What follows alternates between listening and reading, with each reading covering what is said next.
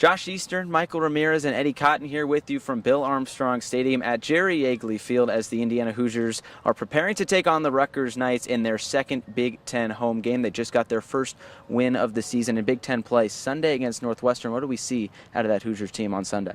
Well, Mason Toy got on the board first early on for the Hoosiers, which is something that's been kind of a thing, so far this season. But what I really liked about them was how they kept the foot on the gas and they didn't let Northwestern get back into the game. Once they got that early lead, they kept pressing on, and they ended up getting another goal later on in the second half, which was what I really liked and which was really a deciding factor in the game, just how they kept pressing and they didn't quit and they didn't sit back like past times, and they kept going at the team.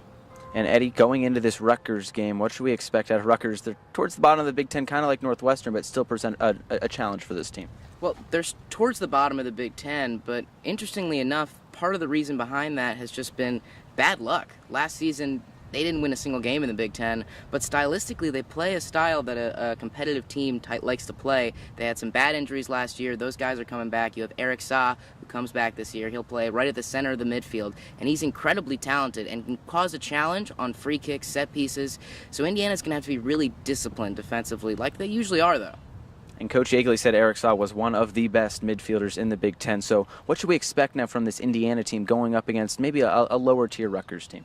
Yeah, like you mentioned, they're one of the bottom teams of the Big Ten, but I don't think that's going to change IU's mentality going into this game. I think they're going to play the same way that they always have.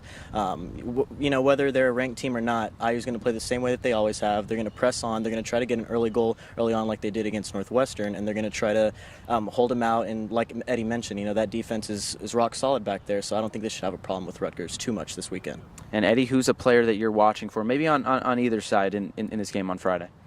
For Rutgers, I'm looking at Miles Hackett. He is a player that usually plays out wide, but they recently had an injury to their striker, Decker, who came back after a transfer year where he had to sit out, so it's kind of unfortunate for him. But Hackett's going to have to slot into that forward position now, and he brings a lot of pace and a lot of flair that he would usually bring out wide. It'll be interesting to see how Frankie Moore, Grant Lillard try to handle that.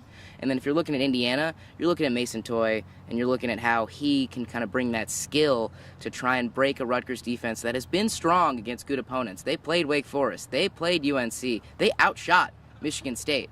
So that defense has held up against tough competition. Mason Toy is going to have to be one of the guys that has to try and break through. So we will talk to you 7:30 on Friday. It'll be on BTN Plus with Eddie Cotton, Julie Briano, and Pat White. As always, you can follow Michael and I at IDS Men's Soccer. So for Eddie, Michael, I'm Josh. Thanks for watching.